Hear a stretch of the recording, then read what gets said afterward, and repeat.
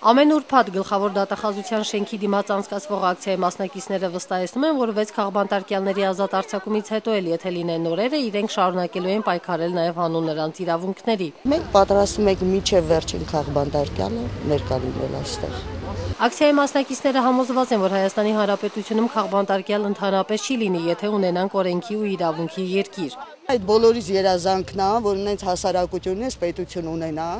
որ ընդհանրապես քաղբանտարկյալ հասկացողությունը դուրս գա։ 88-ից մենք դա ենք երազել։ Այս կանանց երազանքներից մեկն էլ այն է, որ մայիսի 31-ին Հայ ազգային կոնգրեսի հանրահավաքին տեսնեն բոլոր 6 քաղբանտարկյալներին հարթակի վրա։ Իսկ մինչ այդ նրանք շարունակում են իրենց նույնաբովանդակ նամակ պահանջագրերը հանձնել գլխավոր դատախազություն։ Անիմաստ է իրանց հետ ինչ-որ պատասխան ակնկալել։ Ինձ թվում է մինչև իշխանափոխություն չլինի, ստեից ոչ մի բան ակնկալիք չկա։ 3 տարի շարունակ պայքարող ներկա եւ նախկին քաղբանտարկյալների հարազատները որոշել են դատախազությունից ետ պահանջել իրենց բոլոր 151 նամակները։ Նման որոշում կայացրել են այն բանից հետո, երբ արձել են, որ իրենց նամակները կցվում են քաղբանտարկյալների քրեական գործերին։ Մենք ասում ենք քաղբանտարկյալներ են հստակ, քրեականի մասին մենք չենք խոսում։ Նարինե Էրիցյան, Հովսեփ Հովսեփյան, IPF